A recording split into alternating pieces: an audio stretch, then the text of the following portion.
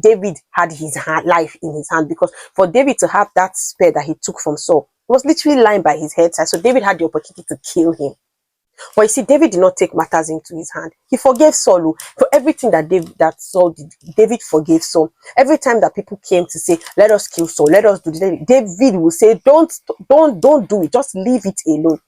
See, but because David had forgiven and he had left that battle to God, he had forgiven, he had forgotten. He was not even seeking the downfall of Saul, because for every time he had the opportunity to kill Saul, rather than seek his downfall and avenge the wrong that Saul had done to him, he will spare his life. He will show him mercy, which is a replication of forgive us our trespasses as we forgive those who trespass against us. So even when Saul was killed and that soldier ran to meet David to say, "Oh, I killed Saul. Oh, this one, that one, and da. What did David do? David struck him down. So I don't know if there's anything that anybody would have done that would have been worse than what Saul did to David. So for every time you feel like, I'm using David now, Old Testament, then if we come to the New Testament, I don't think there's anything that anybody has done that would have been worse than what we did to Jesus Christ. Because if you even see that all the people that Jesus Christ healed and he saved, which of them on the day when they were crucifying Jesus Christ came to stand and say, "No, this man is not like that," or even came to help him carry the cross? Rather, most people, and you might be fucked, you might just find it funny that some of the people that he saved, the lepers, the 10 lepers, blind Bartimaeus, all of them, they probably were even in the crowd when the people were shouting, "Crucify him, stone him." Did you really see where it's very recorded that they say, "Keep quiet, don't talk to Jesus like that, don't do this, don't do that, don't do that"? No. Amongst those people that were doing crucify him, most of them were even related to the people that Jesus performed all those miracles for. So you can imagine the level of betrayal, but Jesus still stood on that cross, hung on the cross, died for us, forgave us, and is constantly staying in the presence of the Father, interceding on our behalf. So you see, when you don't forgive, you are also putting a hindrance on your own forgiveness. Because you see, this life is give and take. No wonder God says that the two greatest commandments is love of God and love of neighbor. You see, love of God, let's say, can come easy, right? Because it's God. But you see, love of neighbor, if you cannot love your neighbor in totality, irrespective of what they have done for you, you cannot love God in totality. If you cannot forgive your neighbor for what they have done, no matter what it is that they have done, how do you expect God to forgive? But God is gracious, God is kind. He looks past our inadequacies, right? And he does what he wants to do. He forgives who he wants to forgive. He shows mercy to who he wants to show mercy to. He blesses who he wants to bless. He prospers who he wants to prosper. But just also remember that on one day, the accuser will be standing with a record book. That when God says, "I want to do this," the accuser will say, "Hold up. I have my record book. This is what this person has done. You gave them a commandment. This person has not abided by it. So based on that ground, I do not think that this person has merited that blessing you want to give them." And you see, the accuser keeps record and he comes with facts. But good a thing that God is God. Good a thing that God is God, and he's good, he's kind, he's ever gracious, his mercies are new every morning, his mercies are abound and everything. But why don't you do yourself a great service and forgive and let go? But don't do it on your own accord. You can't do it on your own strength. You have to look to the Holy Spirit to help you, to give you the grace and to teach you. That's why we have the Holy Spirit. Just as I'm leaving you, but I'm not going to leave you empty-handed. I'm going to send the Holy Spirit, who is going to be your comforter, your counselor, your teacher. He will teach you the things that you do not know, even how to pray. So if the Holy Spirit can teach us how to pray, it means that the Holy Spirit can teach us also how to go about forgiveness and how to heal. Another thing about unforgiveness is, even in that process, we don't even forgive ourselves for putting ourselves in the position that made these people to hurt us.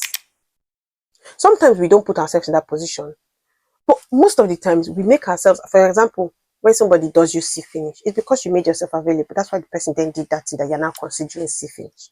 So now you're upset about that person and you're angry with yourself because you made yourself available, right, for that person to come and see you finish.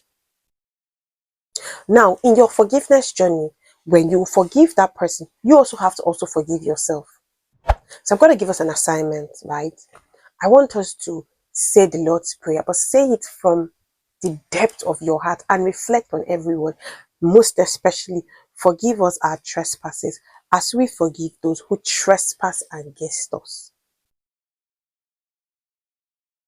and call on the Holy Spirit to help you to heal, to help you to put back those broken pieces of you. You see those pieces of you that have been broken, shattered because of the pain of the hurt, just, all those pieces, and the Holy Spirit puts it back together. He starts to mold you and put you back together. And as he's doing it, he's mending those shattered places. Even when glass breaks, there's some little speckles of it that we can't see. That even when we put it together, we don't even know that there are little speckles of it that are scattered everywhere. Those are the ones that come and now shook somebody in the leg. You understand? But to have shook me or pierced me. Sorry, please mind my French.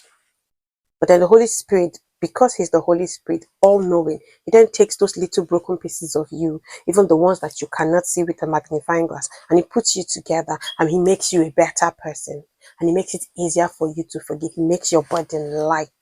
You're not able to travel light. You've then submitted all of that pain, all of that hurt, all of that anger, and you've carried and you submitted it to Jesus. And you think that Jesus will not make you whole. He will make you whole. He will make you forget the pain of those offenses. And sometimes he will even minister to that person to say what you did to this person is wrong. But don't come to forgiveness on the basis that you're expecting that other person will come and apologize to you. Because the truth is, sometimes they would never even apologize to you. They would never apologize to you because sometimes they don't even know that what they've done is wrong. Or sometimes they don't even care. But if you keep waiting for an apology from them, you just might never get it. Which means that you stay unhappy. You stay sulking. You stay in that prison of unforgiveness, waiting for someone to come and imagine that Paul and Silas were waiting for the soldiers to come and apologize for keeping them there. That means even when the gates were opened and they were taken out of the prison, they would have stayed back to say, we're not going anywhere till they come and apologize to us. If they don't apologize to us, we go nowhere. They stay back in prison. I'll be now here. So I hope that this message has been able to resonate with you, and it is my prayer that as we go through life every day, and as we go through the struggles of life, the hitchhikes, the up and the lows, that we always ask the Holy Spirit, our ever counselor, our ever teacher, our ever help, our ever present help in times of trouble, to teach us and to give us the grace on how to forgive those that have hurt us, and that we are also healed from the pain that those hurt and this pain has caused us. I pray for you guys that the Holy Spirit will help to mend your heart, mend it of all that pain, mend it of all that hurt, soften your heart, and make you see that the love of the Father is abundant and is abundant for you, and he heals all wounds, he heals all pains, and he's able to help you to forgive those who have hurt you. So that rather than curse them, you then start to pray for them.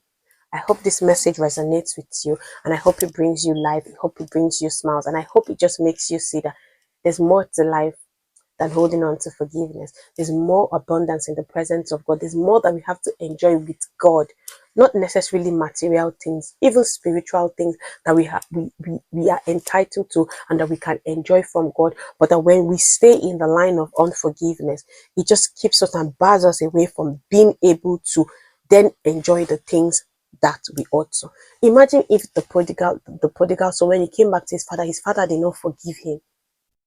He will go back to eating pig's food now. But he forgave him. I pray that we are able to extend the same grace to other people.